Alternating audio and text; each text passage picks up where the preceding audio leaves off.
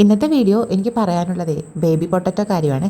Baby potato നമ്മുടെ കുഞ്ഞിന് ഉരുളക്കിഴങ്ങ്. കുറേ നാളുകൾക്ക് മുമ്പേ ഞാനൊരു നോർത്ത് ഇന്ത്യൻ ചാനലിലെ ബേബി പൊട്ടറ്റോ റെസിപ്പി കണ്ടിട്ട് അതൊന്ന് ഫോളോ ചെയ്യാനും ട്രൈ ചെയ്യാനും വേണ്ടിയിട്ട് ഞാൻ കുഞ്ഞിന് ഉരുളക്കിഴങ്ങ് തപ്പി നമ്മുടെ നാട്ടിൻ പുറത്തെ കടകളിലൊക്കെ കയറി ഇറങ്ങി. ഞാൻ കയറി ചോദിച്ച കടകളിലൊന്നും ബേബി പൊട്ടറ്റോ ഇല്ലായിരുന്നു കേട്ടോ. പിന്നെ അവസാനം സഹി കെട്ട് കൊതി മൂത്തിട്ട് എന്തായാലും ആ ഡിഷ് ഒന്ന് ട്രൈ ചെയ്യാൻ വേണ്ടിയിട്ട് വലിയ ഉരുളക്കിഴങ്ങിൻ്റെ കൂട്ടത്തിൽ കിടക്കുന്ന കുഞ്ഞു ഉരുളക്കിഴങ്ങില്ല അതിങ്ങനെ നോക്കി പെറുക്കിയെടുത്ത് കടയിൽ നിന്ന് തൂക്കി വാങ്ങിച്ച് വീട്ടിൽ കൊണ്ടുവന്നു. അങ്ങനെ കഷ്ടപ്പെട്ട് ആ റെസിപ്പി ഒന്ന് ട്രൈ ചെയ്യാൻ വേണ്ടിയിട്ട് ഞാൻ കൊണ്ടുവന്ന ഉരുളക്കിഴങ്ങ് കണ്ടിട്ട് അമ്മച്ചി ചോദിച്ചു, ഇതെന്താ അമ്പഴങ്ങയാണോ പുന്നക്കയാണോ? പക്ഷെ അന്ന് എനിക്ക് ആ റെസിപ്പി ട്രൈ ചെയ്യാനൊന്നും പറ്റില്ല കേട്ടോ.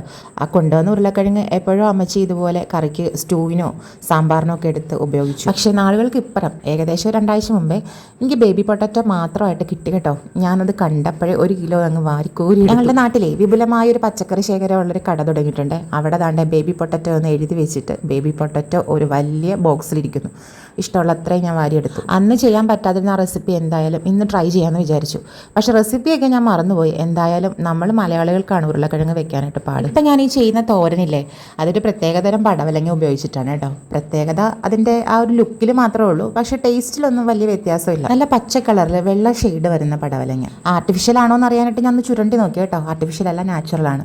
പക്ഷേ ടേസ്റ്റിലൊരു വ്യത്യാസമില്ല. നമ്മുടെ സാധാരണ പടവലങ്ങ പോലത്തെ തന്നെ ടേസ്റ്റ്. അതും തോരനാക്കിയതാ ഇപ്പോൾ ചെയ്തുകൊണ്ടിരിക്കുന്നതാണ് നമ്മുടെ ബേബി പൊട്ടറ്റോ റെസിപ്പി. ഇതാ നോർത്ത് ഇന്ത്യൻ ചാനലിൽ കണ്ട റെസിപ്പി ഒന്നുമല്ല, ഇത് എൻ്റെ സ്വന്തം റെസിപ്പിയാണ്. നമ്മുടെ കുഞ്ഞിന് ഉരുളക്കിഴങ്ങൊന്ന് പുഴുങ്ങിയെടുത്ത് എൻ്റെ തോല്, സവാള, തക്കാളി, വെളുത്തുള്ളി ഇതെല്ലാം എണ്ണയിലൊന്ന് മൂപ്പിച്ചെടുക്കണം. അതിലേക്ക് മുളക് പൊടി, മഞ്ഞൾപ്പൊടി, ഗരം മസാലപ്പൊടി, മല്ലിപ്പൊടി ഇതൊക്കെ ആവശ്യത്തിന് മാത്രം നമ്മുടെ ഒരു ഫ്ലേവറിനനുസരിച്ച് മാത്രം ചേർത്ത് കൊടുത്താൽ മതി.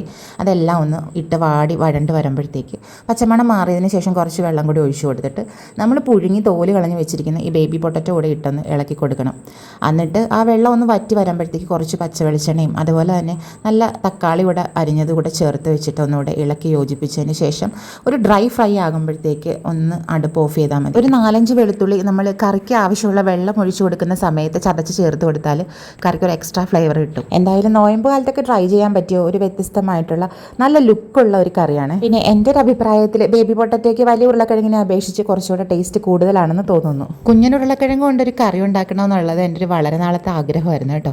എന്തായാലും അതങ്ങനെ സാധിച്ചു. ഇപ്പം എന്തായാലും വിളമ്പുന്നത് ഉച്ചയൂണല്ല കേട്ടോ, അത്താഴമാണ്. നല്ല വടിയേരി ചോറും പിന്നെ പടവലങ്ങ തോരനും ബേബി പൊട്ടറ്റോ കറി നമ്മുടെ വീട്ടിൽ തന്നെ തയ്യാറാക്കിയിട്ടുള്ള മാങ്ങാച്ചാറൊക്കെയാണ് കേട്ടോ ഇന്നത്തെ അത്താഴത്തെ കറി. ഈ വീഡിയോ എടുക്കുന്നതിന് ഏകദേശം ഒരു 2 ദിവസം മുമ്പ് എടുത്ത വീഡിയോസ് ആയിരുന്നു കേട്ടോ നമ്മൾ ആദ്യമേ കാണിച്ചിരുന്നത്. മാങ്ങാച്ചാർ ഇടാനായിട്ട് മാങ്ങ നുറുക്കുന്നതൊക്കെ അതോടെ ഉൾപ്പെടുത്തിയെന്നുള്ള ഇന്നത്തെ വീഡിയോ ഇത്രയുള്ളേ. അടുത്ത വീഡിയോയിൽ വീണ്ടും കാണാം.